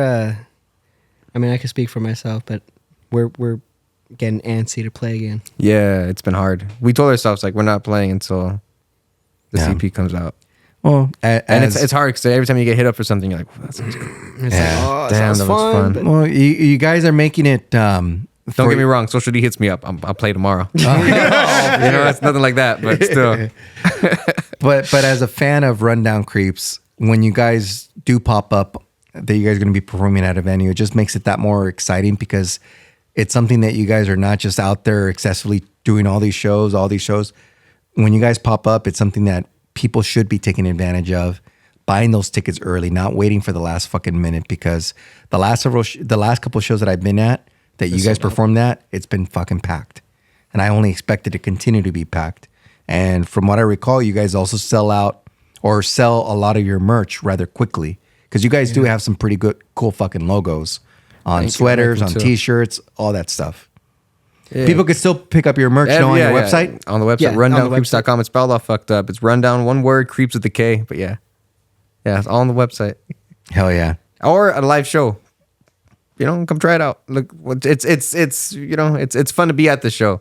Yeah.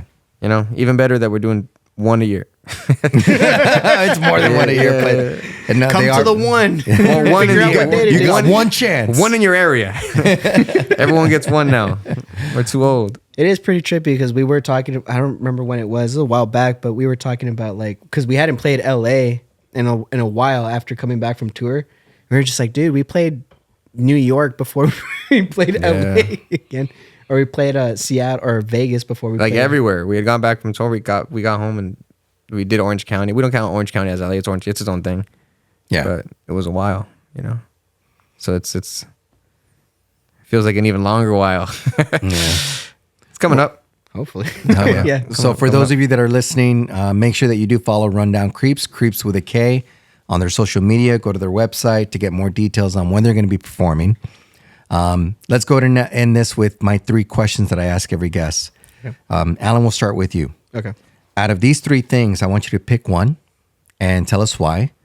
Let us know either your favorite book, a favorite movie, or an app on your phone and why. Okay. I would say my favorite movie.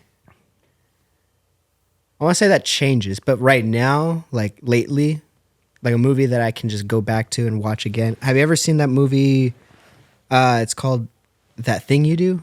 Yeah, but Tom Hanks is Tom Hanks is in it, right? Or is I've it never his seen son? that movie. I don't.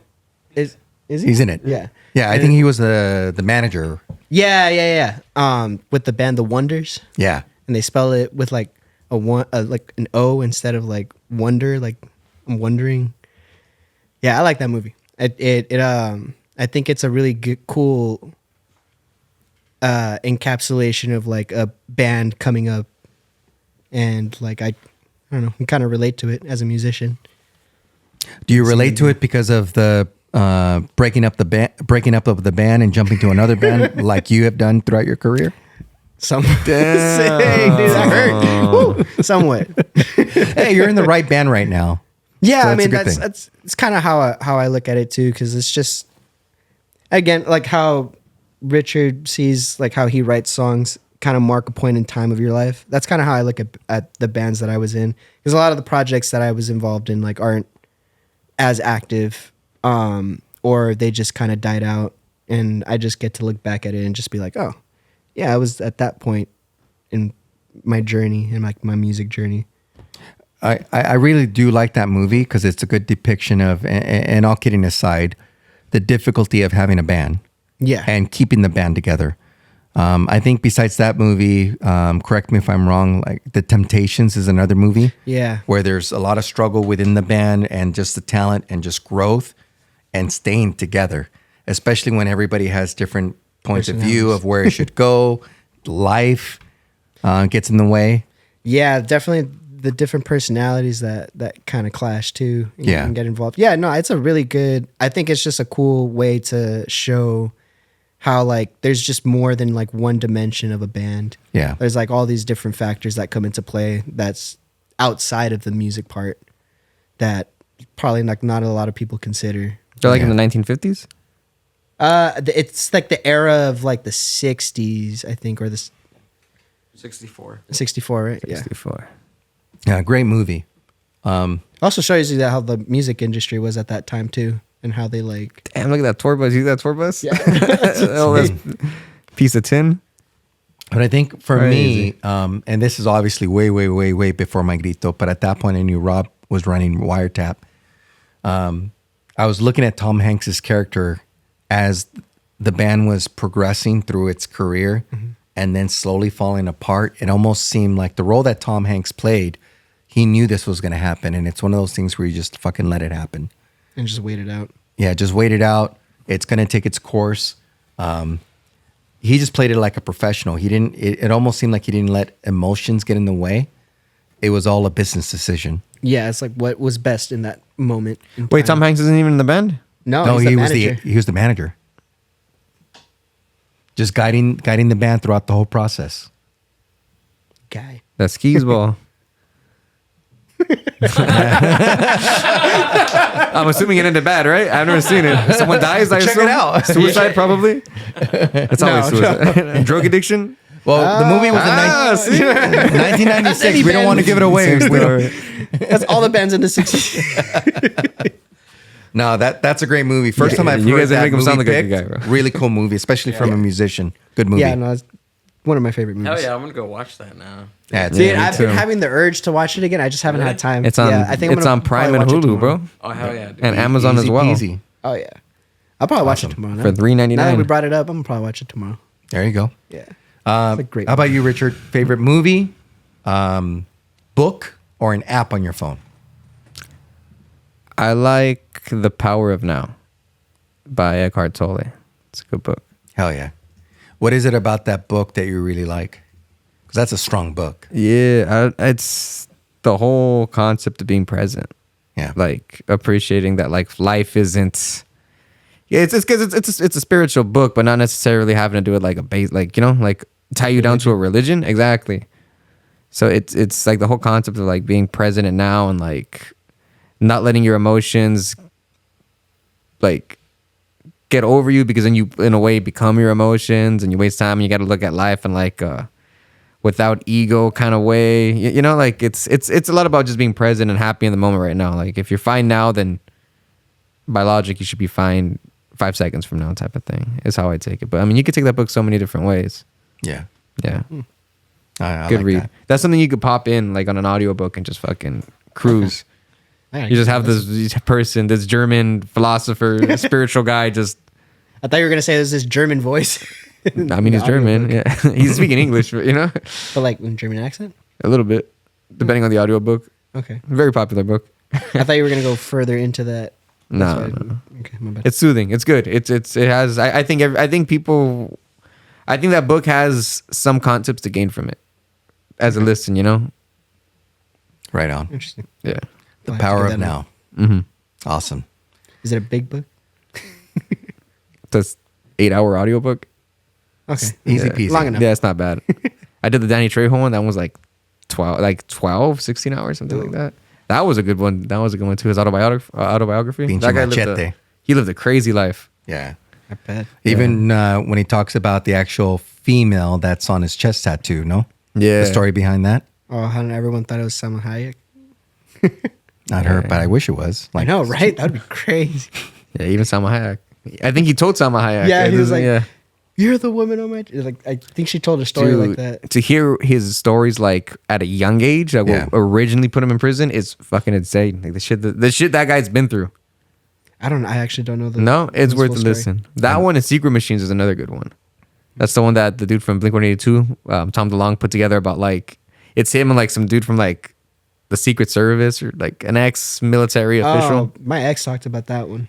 Yeah, they put She together said it like was really good. a story of like the real nature of aliens, like what it actually is, but they do it in a way where it's kind of like, okay, this is fiction. They tell you this is fiction, and we're gonna tell you like 8 different stories at once, and it's for you to like dictate what makes the most sense to you, type of thing. Yeah.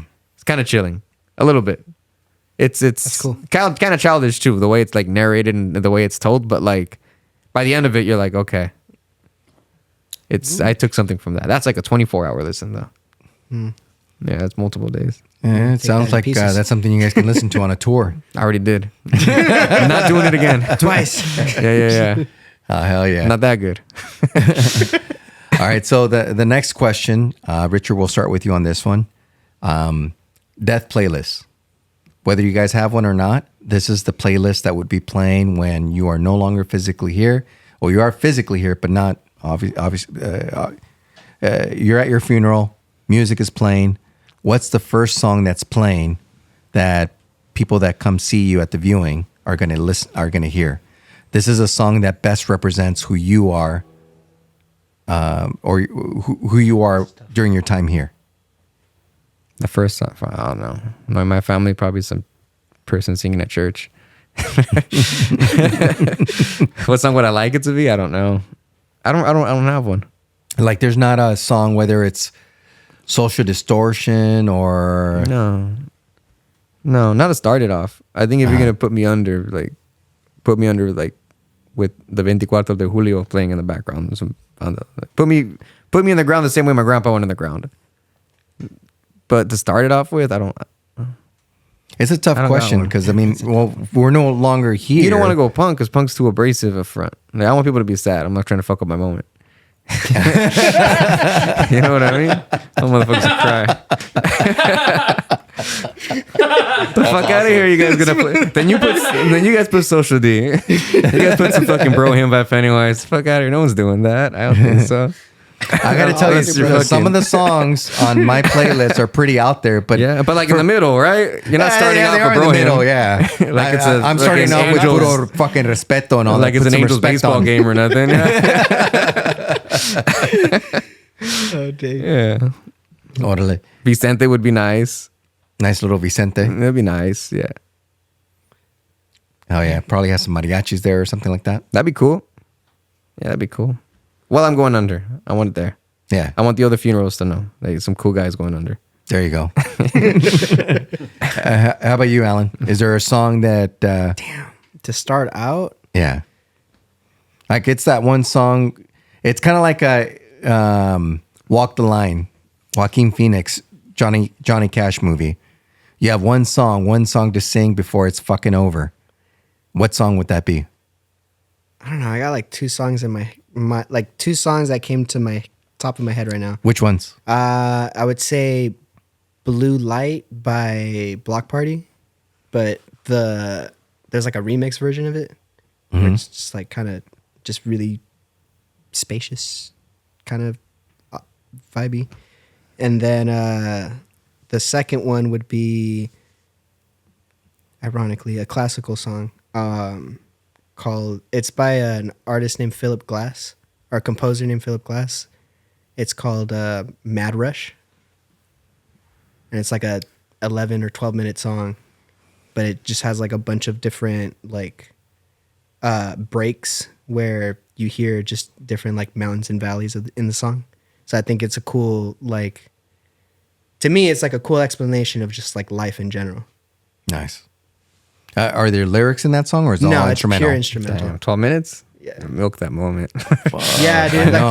the first time I heard that song, I remember I was just like, I think I was in Riverside. I had just gone out on a drive. I was at my ex's place, and I went to a park nearby. And I just remember like all these people going into this like weird like entrance in the park that led to like this dirt path, and it was just like pitch dark, and you can see like the Riverside like skyline, and then you can see like all the stars. And I remember like that song came on a shuffle, and I was like, whoa, this is like trippy. This is like, this fits the moment right now. And I was just like, oh, this is a cool song. Like, just made me like kind of think about life in general, and just like I was like, oh, this is a really That feeling right deep there is, song, you know? yeah, that feeling right there is, it hits the nail right on the head on what should be on your playlist. Yeah.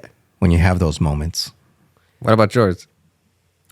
For me, I'm going because of my abuelito and also because of my dad and my mom as well. But my dad, so Entiérrame cantando, just because I mean the lyrics, but everything. But I've had a real good conversation with my dad while we were listening to that song, getting pretty fucked up. Family wise, he's the only one that I ever really went ham and fucking drank with. But I remember what he talked to me during. There was a specific moment where him and I had a conversation while we were listening to this song that just really hit. And that song was playing, and he was talking to me about one day he's no longer going to be here, and what he would love for his sons and his daughters to accomplish, and how he wants to be remembered. So it's kind of a lot of the basis behind even this podcast. When I ask these questions, a lot of it really, the core of it comes, the foundation of that comes within that conversation I had with him. And we were just drinking. And that's a moment that I'll never forget. You know, it's like when you have those moments and no matter what happens, it's one of those few memories that just fucking stays with you for the rest of your life. Mm-hmm. It was that talk with him, and that song was playing. And it was that song that got him comfortable enough to tell me about, it's almost like his legacy. He was fucked up.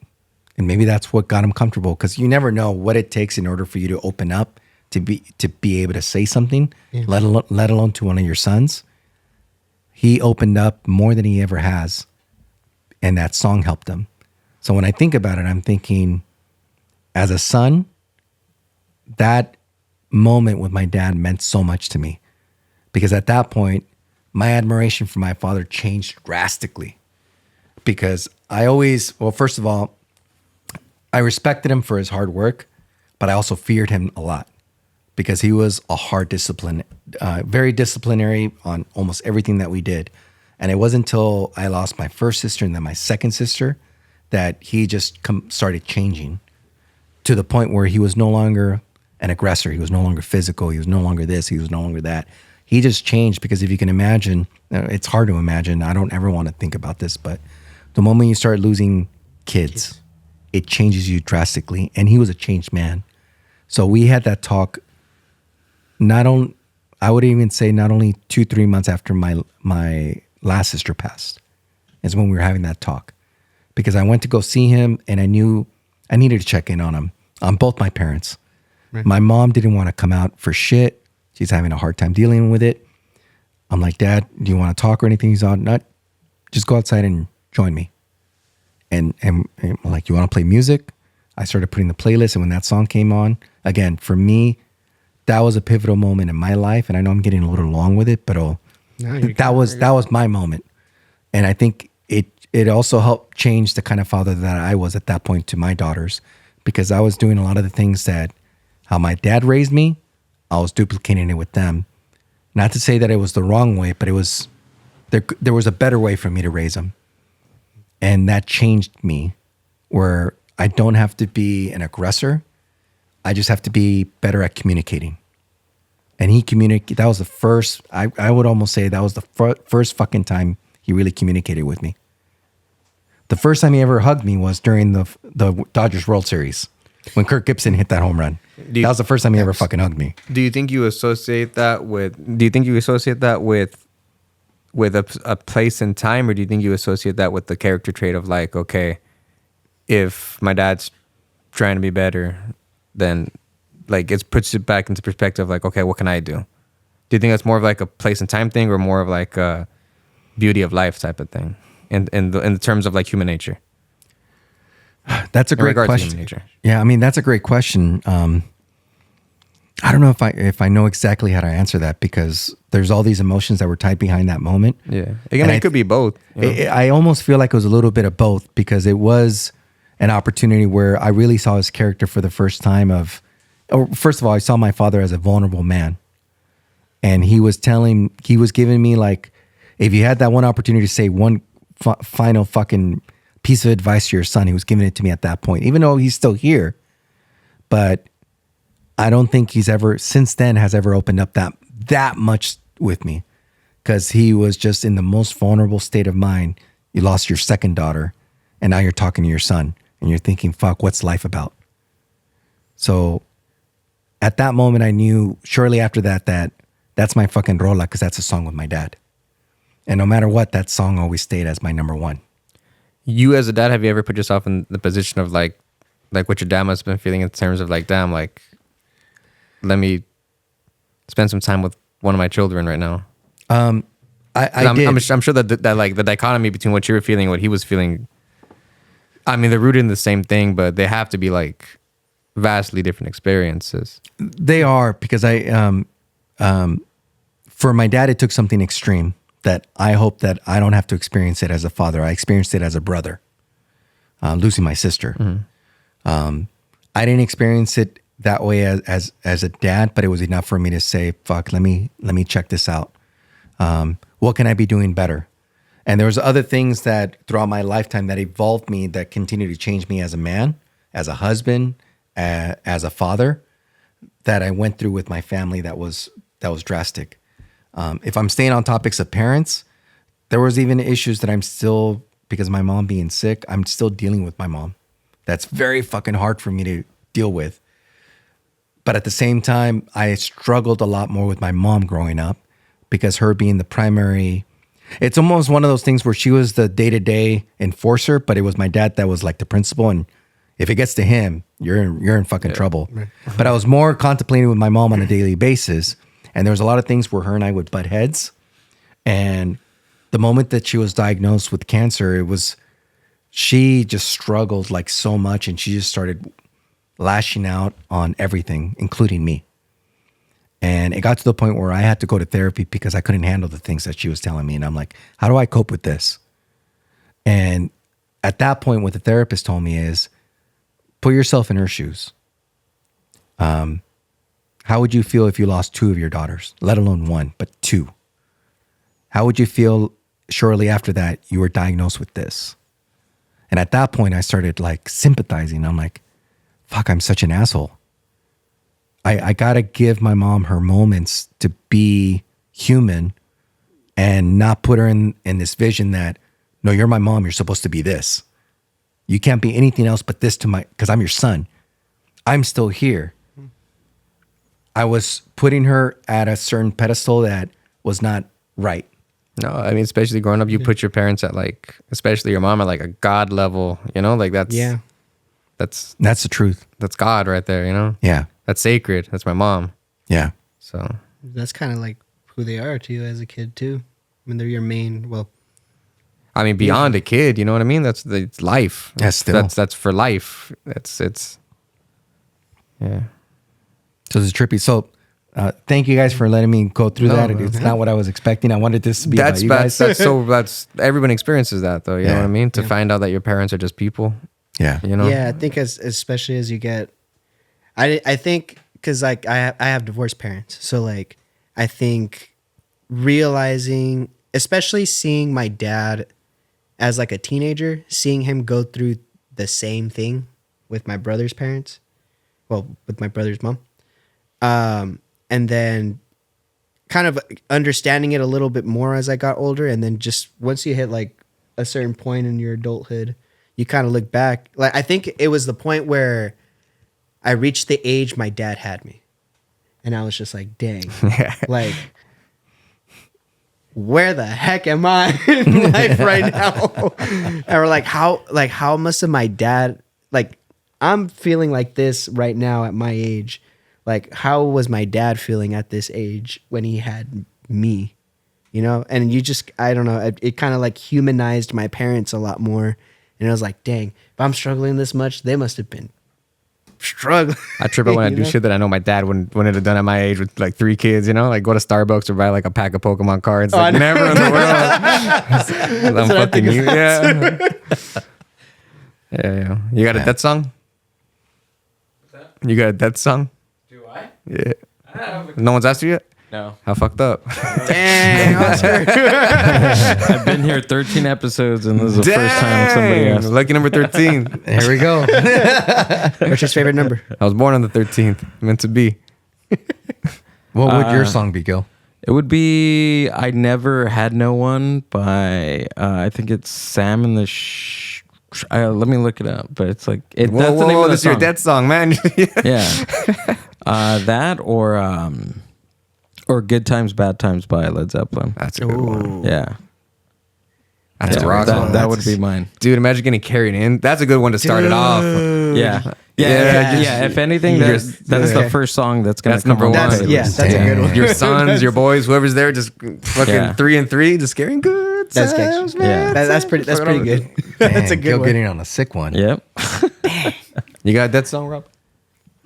A death song? Whoa. Dang, dude, you made me cry. Man. For the people at home, he said "My Hoopty" by Sir Mix-a-Lot. That's awesome. Smokey Robinson's a good one. Yeah, That was absolutely. Yeah. So, boys, last question. We're talking about legacy. Same topic. We're staying dark. When you are no longer here, how do you wish people would remember you if they were to say, yeah, you remember Richard from Rundown Kreeps? Or with you, Alan? Because you guys have experienced it. We have all experienced these losses. And it's one of those things on how do we remember those people that we've lost? At some point, hopefully many, many, many, many fucking years from now, when it's your turn to pass, how do you wish, what type of legacy do you hope that you are able to leave behind? You want to answer first? You want me to answer? You can go first if you have an answer. I don't have an answer. I don't think I got one. I would say How many years are we talking? Like 5 years after I die or like 100 years after I die? It's the difference between like, like a nice tombstone or like, I'm like Shakespeare in the fucking history books, you know? Legacy's a weird thing. I would say All shortly, painted with the fucking wig and everything. shortly after you're gone, because you made that much of an impact in people, they remember you because of this. Like Tupac now. Well, yeah. Okay. dang. It's like 30 years. All right. So Richard's gonna be Tupac. Let's see. For me, Like who died 30 years ago? That would be cool to be right now. I'm trying to It's like, damn, no one, they're all dead. I want to die. That's damn. I can't have a legacy while I'm alive, like Snoop Dogg. Yeah. Or like Dolly Parton? Willie Nelson? I think for me, I think I would want, if there were two things that I can think of, it's always two. You get one, bro. Don't All right, be greedy. fine, one.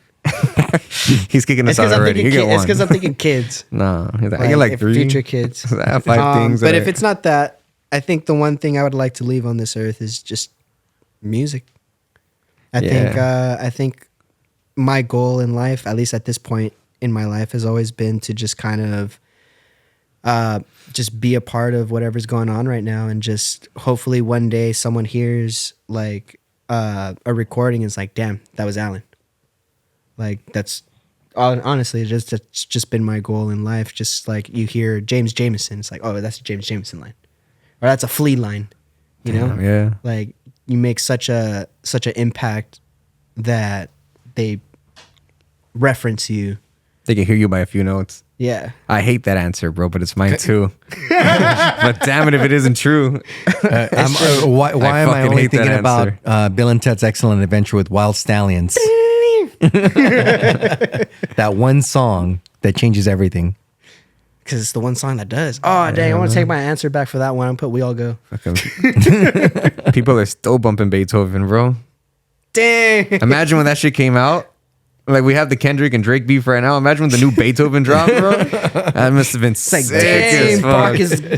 Brock is gotta watch out. Yeah, dude. Imagine not hearing music for like a month, and then all of a sudden you hear music and it's fucking Beethoven. It's like, dang, Mozart coming up next. Yeah. Next month. The fucking Next people moon. busking there must have been amazing. Fuck New Orleans. People the people there with like one string and a fucking rubber band on their mouth must have been all that time on their hand. All of that was busking. It's all acoustic. Yeah. What about yours?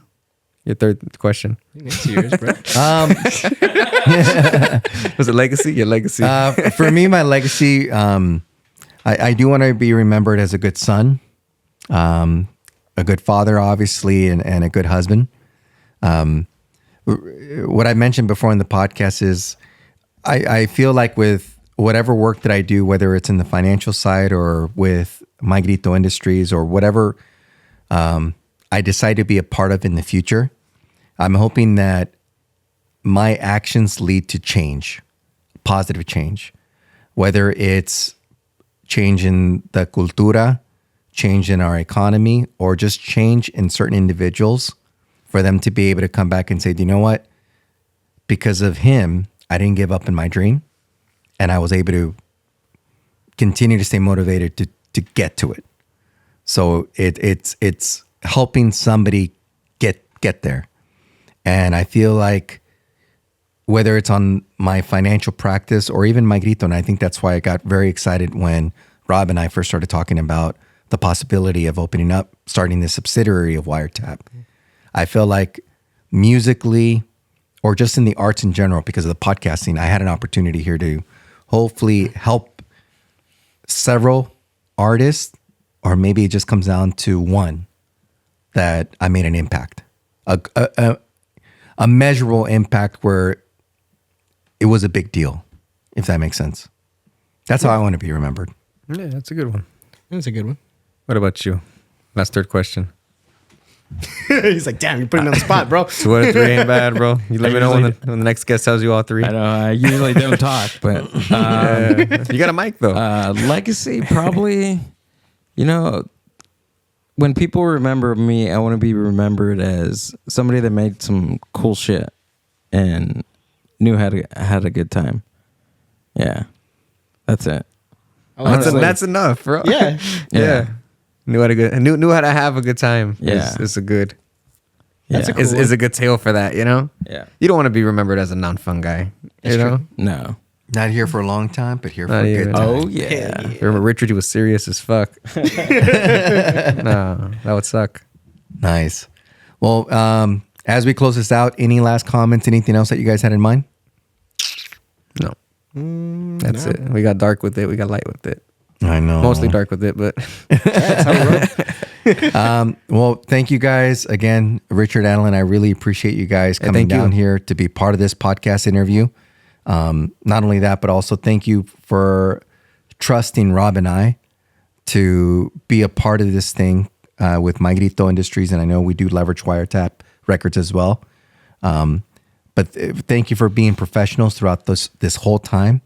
I really hope for the best for all of us, and wherever you guys decide to go. I'm not breaking it to you guys. He's like, look for But thank you guys for everything. And as I end every podcast, I do want to give some form of financial advice to anybody that is listening that was able to make it this long. Ooh, crypto.